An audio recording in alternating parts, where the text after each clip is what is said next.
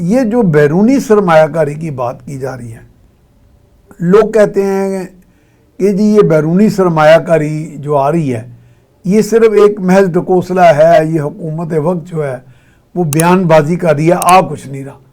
جب کہ تھوڑا بہت جو میں نے تحقیق کیا باقی دوستوں نے، تو وہ کہتے ہیں کہ یہ جو ممالک ہیں جیسے عرب ممالک ہوئے، چین ہوا، یہ تو آزمودہ دوست ہیں، جب بھی آپ نے ان کی طرف ہاتھ بڑھایا دوستی کا تو وہاں سے کوئی نہ کوئی آپ کو ایک ریلیف ملا۔ سعودی عرب سے آپ بہت عرصہ ڈیفرڈ پیمنٹ بیسس پہ تیل منگواتے رہے، اچھا پھر آپ کو رول اوور بھی ملتے رہے سعودی عرب کی طرف سے، یو اے ای کی طرف سے، قطر کے تعاون سے آپ کا پورٹ قاسم کا جو ایک پلانٹ وہاں پہ لگا توانائی کا، تو اور بھی بہت سے معاملات میں وہاں پہ تعاون ہو رہا ہے۔ چین کا تو پہلے ہی 20-22 ارب ڈالر جو ہے یہاں پہ سرمایہ کاری انفراسٹرکچر اور توانائی کے منصوبوں میں ہو چکی۔ تو یہ تاثر دینا جو ہے یہ بائی ڈیزائن آپ دیکھ رہے ہیں، کوئی ایسے بدخواہ قوتیں ہیں جو کر رہی ہیں ایسا؟ جناب جی بسم اللہ الرحمن الرحیم۔ سیف صاحب، میں بڑی تحقیق کے بعد اس نتیجے پہ پہنچا ہوں جی کہ یہ جو بات آپ نے بائی ڈیزائن والی کی ہے، جی جی یہ بدقسمتی سے بائی ڈیزائن ہے، کوئی بہت زیادہ ہو گیا جی۔ پہلے لوگ حقائق کے برعکس، جی بالکل حقائق کے برعکس ملکی مفاد کو پیچھے ڈالتے ہوئے، ذاتی مفادات کو آگے رکھتے ہوئے ہم اس حد تک کچھ لوگ گر چکے ہیں کہ وہ نیشنل انٹرسٹ کو بالکل مد نظر نہیں رکھ رہے، ہر روز کوئی نہ کوئی بیان بازی اور کوئی نہ کوئی حرکت ایسی کر دیتے ہیں جس سے ایک نیا ایشو کھڑا ہوتا ہے اور ہر ایشو کے نیچے کوئی نہ کوئی تاڑ پیڈو لگا ہوتا ہے جی۔ ٹھیک ہے، اور یہ متواتر ہو رہا ہے۔ پچھلے میں یہ کہوں گا کہ یہ کنٹینر جب کھڑے ہوئے تھے 2014 سے جو دھرنے والے اس کے بعد اس میں کوئی فرق نہیں آیا، یعنی وہ ایک تسلسل کے ساتھ وہ کام جاری ہے، بالکل ملک کی جڑیں کاٹنے کا۔ اور میں یہ مؤدبانہ اپیل کروں گا تمام اسٹیٹ پلر سے، تمام ذمہ دار افسران سے جن کے اوپر ملک کی سلامتی اور ملک کی خوشحالی کا دار و مدار ہے، ان سے اپیل کروں گا کہ وہ اس سارے معاملے کو 2014 سے لے کے 2026 کی دہائی کو 10 سال کا آڈٹ کر کے دیکھیں کہ ملک کے ساتھ ہو کیا رہا ہے اور کون کر رہا ہے اور کیوں کر رہا ہے اور ہم کیوں سوئے ہوئے ہیں۔ نہیں تو اس میں تو کچھ لوگ ان کے مامے چاچے باہر آ جاتے ہیں۔ میں کرتا ہوں جی، اس میں ایک پلیئر نہیں ہے، کئی پلیئر ہیں، اس میں ویل کے اندر ویل ہے، اس میں پیچھے سے باہر کی طاقتیں جو کہ پاکستان کو گرانا چاہتی ہیں وہ شامل ہیں۔ اچھا کل صاحب یہ بھی آج متھ ذرا ایکسپلور کر دیں، پاکستان کو گرانے میں کسی کو کیا دلچسپی ہے؟ پاکستان تو پہلے مرا ہوا ہے۔ جی میں عرض کروں کہ میں نعوذ باللہ میں یہ خواہش نہیں کرتا، لیکن میں عرض کرتا جو حالت ہماری ہو چکی ہے، پاکستان جس حد پہ پہنچا ہے یہ اکیلا اپنی ہی کرپشن اور اپنی ہی بے ایمانیاں اور اپنی ہی بدفعلیوں سے نہیں پہنچا، اس کے اندر باہر والے بھی شامل ہیں جی۔ ٹھیک ہے، اس کے واضح ثبوت نہیں وہ اب ہمیں اتنا مار چکے ہیں، اب مزید ہمیں مارنا چاہ رہے ہیں جی۔ وہ آخری سٹیج پہ ہمیں لے آئے ہیں اور جو وہ کہتے ہیں یہ مردہ دفنا دیا جائے، جو وہ مردہ دفنا دیا جائے اور نیوکلیئر ایسٹ جو ہیں اور جو آپ کے باقی ایسٹس ہیں، مائن، منرل اور ریئر ارتھ اور ٹریلین کے ایسٹس ہیں، ان تمام کے اوپر ڈائریکٹلی یا انڈائریکٹلی قبضہ کیا جائے تاکہ آپ کسی قابل نہ رہ جائیں۔ یہ مہم جو ہی باز نہیں ختم نہیں ہو رہی۔ آپ سوچیں کہ آج بھی مختلف طرف سے اور مختلف اداروں کی طرف سے اور مختلف لوگوں کی طرف سے کوئی نہ کوئی حرکت ایسی کر دی جاتی ہے جو کہ ملک کی اکانومی کو، ملک کی خوشحالی کو، ملک کی مضبوطی کو ڈائریکٹلی افیکٹ کرتی ہے۔ اچھا کرن صاحب یہ کہا جاتا ہے کہ جیسے ہمارے نیوکلیئر جو اسٹریٹجک ایسٹس ہیں، جو ساسے ہیں، وہ تو کمپوننٹس میں ہیں، یعنی کہ ان کو یکجا کیا جا سکتا ہے بوقت ضرورت، تو وہ موبائل بھی ہیں۔ پاکستان نے ایک ایسا نظام وضع کر لیا ہے سیکیورٹی کا کہ جو وہ تمام بڑی بڑی طاقتیں جو ہم سے بڑی اس بات معاملے میں ناراض ہیں ان کے لیے تقریباً ناممکن ہے. اور پھر وہاں پہ جو حفاظت پہ مامور سپاہی، درمیانے لوگ، این سی اوز، جے سی اوز، انہوں نے تو جان کی بازی لگانے کی، باقاعدہ کٹ مرنے کی قسمیں کھائی ہیں. تو یہ ایسی ہے جیسے انڈین پروپیگنڈا ایک دفعہ ہوا پچھلے دنوں کہ جی انٹرنیشنل اٹامک ایجنسی کے لوگ آئے، جی وہ آ کے پاکستان کے سیٹ لے جائیں گے. حالانکہ وہ آئے 3 سال پہلے تھے. تو ایک باقاعدہ کرنل صاحب ہیں، میرے دوست ہیں، وہ بڑے ایکٹیو ہیں سوشل میڈیا پر، انہوں نے کہا جی لو جی وہ آ گئے. میں نے کہا کرنل صاحب ایک تو کمپوننٹس میں ہے، ایک اس کی اسٹریٹجک حفاظت کا بڑا ہمارا نظام بڑا زبردست ہے. یہ کوئی دہی کلچا تھوڑی ہے جو پلیٹ میں ڈال کے وہ لے جائیں گے. تو میرا خیال ہے کہ کوششیں تو ہیں لیکن وہ میرا خیال ہے کافی حد تک ناممکن ہے. میرا خیال ہے پاکستان کو ڈی نیوکلیرائز کرنا. جی میں عرض کافی حد تک میں یہ آپ سے ایگری کرتا ہوں جی کہ بے شمار قسم کے اس کے سیکیورٹی کے ہمارے لیئرز ہیں، سیکیورٹی کے مختلف طریقے آزمائے گئے ہیں تاکہ ان کو محفوظ کیا جا سکے. ٹھیک ہے. اور ان کو محفوظ بھی کیا جا سکے اور ان کو بوقت ضرورت فوراً استعمال بھی کیا جا سکے. مگر جہاں تک تعلق ہے جی ان کا باہر والوں کی کہ اندر خوف کا، ہاں خوف والی بات میں کرنا چاہ رہا تھا، آپ نے وضاحت سے کہہ دی، یا ان کے پلان کا، اس میں کمی کوئی نہیں ہے. ہاں اس میں کوئی کمی، ان کے ڈر میں، ان کے خوف میں وہ اضافہ بھی ہو رہا ہے، وہ منصوبے بنائے جا رہے ہیں. ہمیں پاکستان کا نیوکلیئر نہیں، ابھی بھی اسلامی بم بھی کہتے ہیں جی، اسلامی بم. تو اگر اسلام کو ہی انہوں نے ختم کرنا ہے اور اسلامی بم سے ہی انہوں نے خوف کھانا ہے، تو پھر ہمیں اپنے گھر کو اپنے ہاؤس سے ان آرڈر کرنا پڑے. یہ بات کل صاحب آپ کی صحیح ہے کہ اگر ہم اتنے کمزور ہو جاتے ہیں جی تو بم یا جو بھی ہمارا دفاعی نظام ہے وہ تو ایک طرح ناکارہ ہو جائے گا نا عملاً. کیا ہم یہ تو نہیں ہے کہ ہم بالکل یہاں پسماندگی سے، غربت سے لوگ مارے جا رہے ہوں لاکھوں کی تعداد میں، تو ہمارے لیے وہ کیا اسٹریٹجک جو ساسے ہمارے ہیں وہ تو یعنی یہ بھی شاید کوشش ہو ان قوتوں کی جو ہماری اس قوت سے خائف ہیں کہ جی ان کو اتنا پسمردہ کر دیا جائے، ادموا کر دیا جائے. تو اس میں آپ سمجھ رہے ہیں کہ ہمارے ہاں کچھ ایسے لوگ شامل ہیں جو ان کے اعلی کار بن کے اس کام کو آگے بڑھوتری دے رہے ہیں. کروں صاحب دہشت گردی ہاں تو ہر حال میں ہر روز ہمارے اوپر حملہ آور ہو رہی ہے. ہاں وہ تو اس میں کمی نہیں، اس میں تو کمی نہیں آ رہی. وہ کسی وقت بہت زیادہ ہو جاتی ہے، کسی وقت ذرا کم ہو جاتی ہے، مگر دہشت گردی نے ہمیں گھیرا ہوا ہے پچھلی کئی دہائیوں سے. اور اس دہشت گردی کے ساتھ یہ بالکل منسلک ہے یہ سارا معاملہ کہ ملک کو کمزور کیا جائے اور ملک کو ڈس آرم کیا جا سکے. ٹھیک ہے. میں یہ عرض کروں گا جی کہ یہ ہمیں ہر ایک کو یہ رول ادا کرنا پڑے گا، ہر ایک کو اپنے گریبان میں منہ ڈال کے دیکھنا پڑے گا کہ میرے منہ سے کوئی ایسی بات یا میرے قلم سے کوئی ایسی بات نہ لکھی جائے، نہ بولی جائے جس سے میرا ملک کمزور ہو. ٹھیک ہے. دیکھیے یہ قانون کے ضابطے، یہ سول رائٹس کی باتیں، یہ جمہوریت کی باتیں، یہ باقی نظام کی باتیں، یہ سارا کچھ پڑھائی لکھائی کے لیے بہت اٹریکٹیو ہے، لیکن عملاً تو بہت سے چیلنجز ہوتے ہیں نا جی ریاستوں کو. آپ جب زمین پہ جب کوئی ملک جس کی نیشنل سیکیورٹی کو خطرات ہوں، جس کی اپنی سٹیبلٹی کو خطرات ہوں، جس کو اپنے کٹھے رہنے کے اوپر خطرات ہوں، جس کو لوگ 4 حصوں میں ڈیوائیڈ کرنے کے لیے ایگزسٹینشل تھریٹس ہوں، جی ہاں، جس کو اور ان تھریٹ کو آپ بالکل نظر انداز کر کے آپ ان چیزوں کو کتابی چیزوں میں پھنس کے ملک نہیں. آپ اس کی مثال لے لیں نا، آرمی پبلک اسکول ایک بہت بڑا سانحہ تھا. جی ہاں.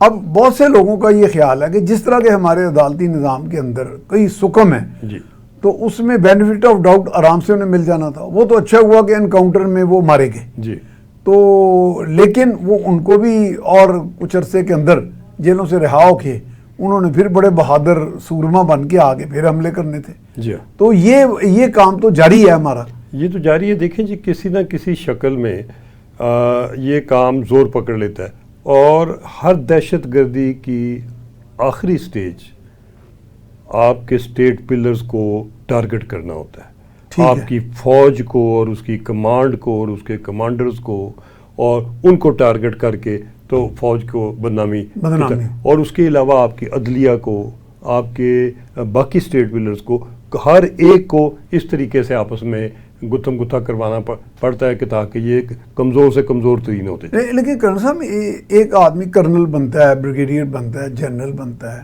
ایک آدمی سول جج سے ترقی کر کے، یا چلیں وکیل ہی صحیح، وہ ہائی کورٹ کا جج بنتا ہے، ایک بیوروکریٹ ہے، پورے پروسیس سے آتا ہے، عمر کے ساتھ وہ میچور نہیں ہو جاتے کہ وہ ان سازشوں کا اعلی کار بننے کی بجائے وہ کچھ میچور رسپانس دیں؟ تو میرا خیال ہے اس کی وہ بہت کمی مجھے نظر آ رہی ہے ہمارے تمام ایوانوں میں۔ مجھے لگ رہا ہے سیف صاحب کہ جتنا بڑا آدمی ہے اتنا ہی وہ بچہ ہے اندر سے۔ جی میں عرض کروں کہ عمر کے ساتھ، تجربے کے ساتھ، اور ایک تحمل بھی جو ملک کی صورتحال ہے اس کو دیکھتے ہوئے میں تو سمجھتا ہوں ہر ایک کو مضبوطی سے کھڑے ہو جانا چاہیے اپنی ٹانگوں پہ، بالکل صحیح کہا، اور اپنے ملک کو، ملک کی خاطر پہلی قربانی اس کو ہر قیمت کے اوپر، بے شک اس کو اپنے عہدے کی دینی پڑے، اپنی اسائنمنٹ کی دینی پڑے، اپنے مال کی دینی پڑے، اپنی جان کی، اپنی سوچ کی بھی، مگر جہاں حب الوطنی کا معاملہ ہے، جہاں پاکستان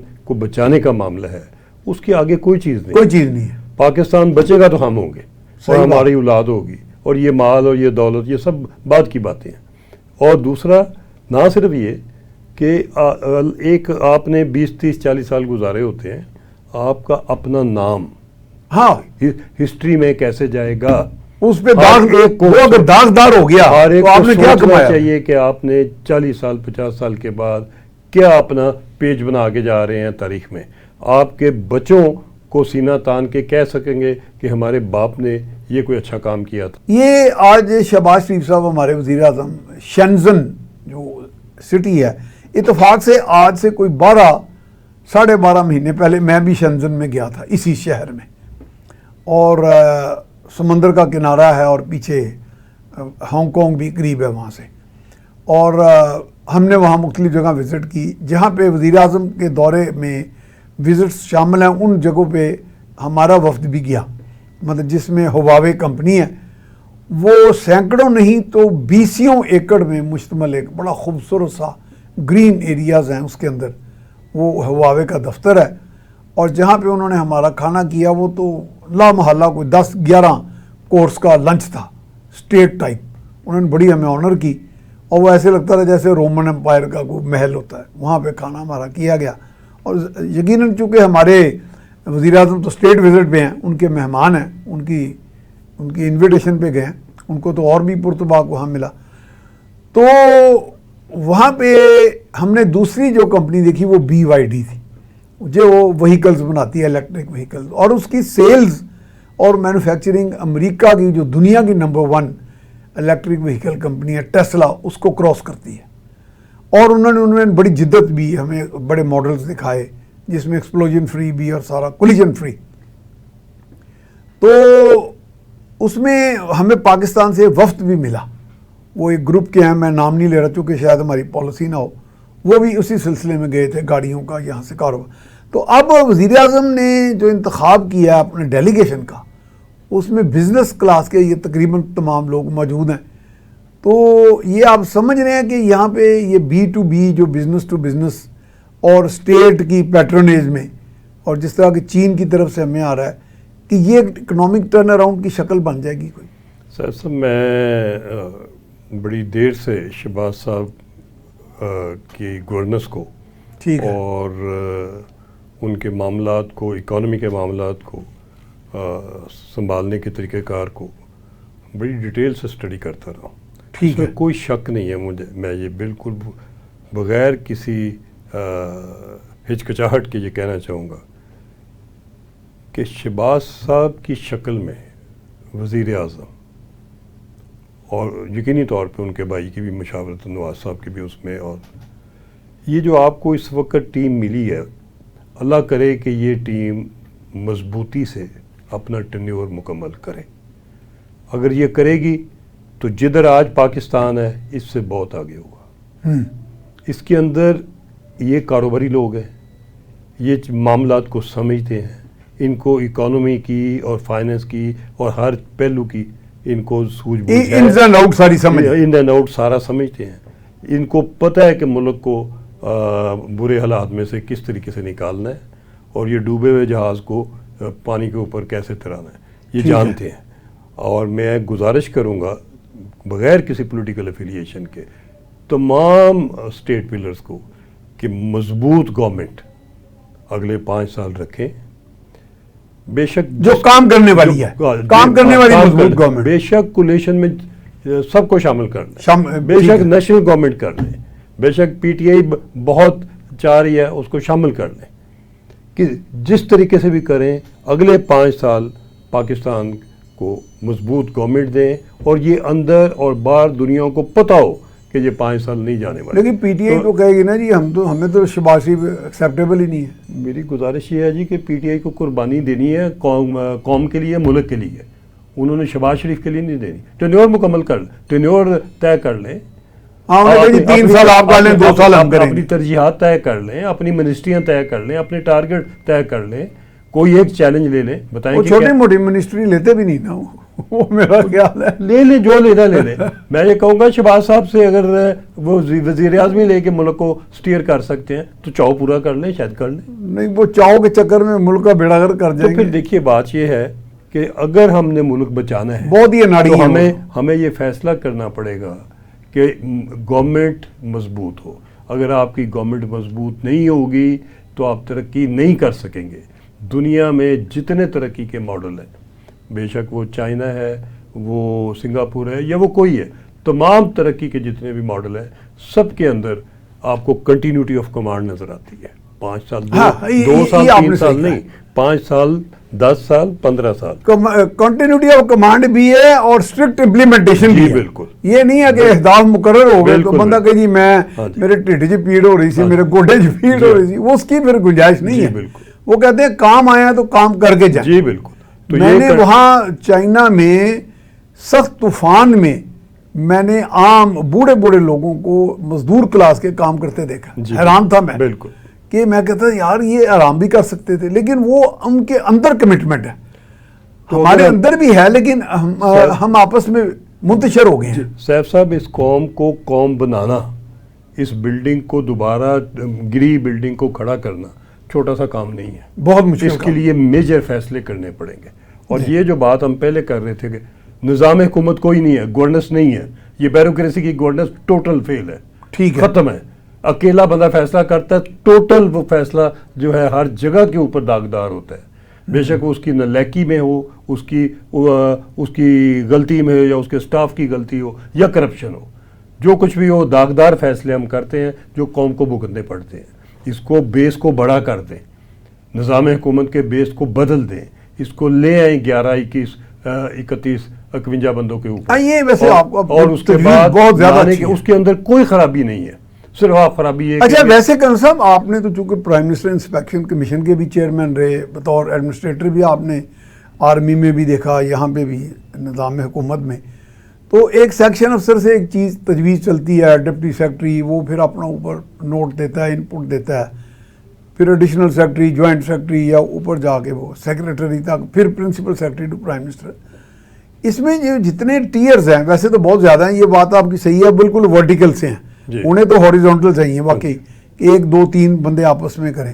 لیکن اس میں کوئی مشاورت بھی ہوتی ہے اگر، تو اس میں کیا خامی ہے؟ یعنی کہ کوئی خامی نہیں ہے جی، خامی میں کوئی نکال نہیں سکتا. اگر آپ کا سپریم کورٹ یہ کہہ دیا اور قانون بن گیا کہ کیبنٹ کا فیصلہ ہوگا، وزیر اعظم کا نہیں ہوگا، ہاں بن گیا نا جی، ٹھیک ہے، امپلیمنٹ ہو رہا ہے نا. یہ بہترین فیصلہ نہیں، اگر یہ ہے تو یہ نیچے تک کیوں نہیں آ رہا؟ ہاں وزیر اعظم تو فیصلہ نہیں کر سکتا، اس کی کیبنٹ کرے. وہ بھائی تو نیچے ڈپٹی کمشنر کیوں فیصلہ کرتا ہے؟ وہ اکیلا کیوں کر رہا ہے؟ وہ اکیلا کیوں کرتا ہے؟ کسٹم والا کیوں اکیلا کرتا ہے؟ ایس ایچ او کیوں کرتا ہے؟ ایس پی کیوں کرتا ہے؟ ڈی اے جی کیوں کرتا ہے؟ محکمہ مال کیوں کرتا ہے؟ ہر جگہ کے اوپر نظام آپ کا ختم ہوا ہوا، اس کو بہتر کریں، ایک دن کے اندر یہ ون مین شو ختم کریں، ون مین شو ختم کر دیں. اور کیا ہوگا آپ کے اندر مشاورت میں نہیں، لیکن یونٹی آف کمانڈ میں تو ون مین شو نہیں ہے، تو آپ جیسے آپ کرنل تھے، آپ کمانڈنگ میں عرض آفیسر کروں کہ تھے، فیصلہ آپ اکیلے ہی کرتے ہوں جی گے، میں عرض کرتا ہوں نہیں، لیکن فیصلہ مشاورت سے کرتے ادھر بھی مشاورت سے اور پوری آپ کی پوری آپ امپلیمنٹنگ اتھارٹی ہیں، امپلیمنٹ کرنے کے لیے آپ کو اوپر ایک احکام آپ امپلیمنٹیشن کے لیے دیتے ہیں۔ امپلیمنٹیشن کے لیے آپ نے ایک لیڈر آگے لگایا ہوتا ہے، مگر اس کو مشاورت اور اس کو صلاح مشورے کے بغیر تو کوئی فیصلہ ٹھیک نہیں ہوتا۔ اچھا دل صاحب، یہ میں نے بڑا کمال دیکھا آرمی میں، آپ تو آرمی کا بھی، چونکہ مجھے اچانک یاد آ گیا کہ مثلا میں نیشنل ڈیفنس یونیورسٹی میں نے 3-4 کورسز کیے تو قریب سے دیکھا تھا، نہیں آپ تو خیر آرمی میں خود ایک سینئر رینک پہ ہیں، کہ آرمی کا چین آف کمانڈ میں بڑی اسٹرکٹنیس ہے، نو ڈاؤٹ، لیکن ایک سپاہی جو ہے چیف آف آرمی اسٹاف کا ایک دوست بھی ہے، وہ اس میں کوئی شک نہیں جی۔ یہ بڑا کمال میں نے دیکھا ہے۔ میرا خیال ہے یہ کمانڈ کرنا، رسپیکٹ جو ہے جی بالکل، وہ اس کا یعنی بنیادی پہلو شاید یہ ہے، ایک لیڈر یعنی لیڈر بھی ہے، دوست بھی ہے۔ لیڈر اسی وقت لیڈر ہے، یہ سول میں نے نہیں دیکھا، سول کا ڈپٹی کمشنر پٹواری کو ایک پتہ نہیں، میں وہ لفظ نہیں بولنا چاہتا، کیا سمجھتا ہے، لیڈر اسی وقت لیڈر ہے جب وہ ہر اپنے کال اور فیل میں اس سے بہتر ہو، ثابت کرے اور لیڈ کرے۔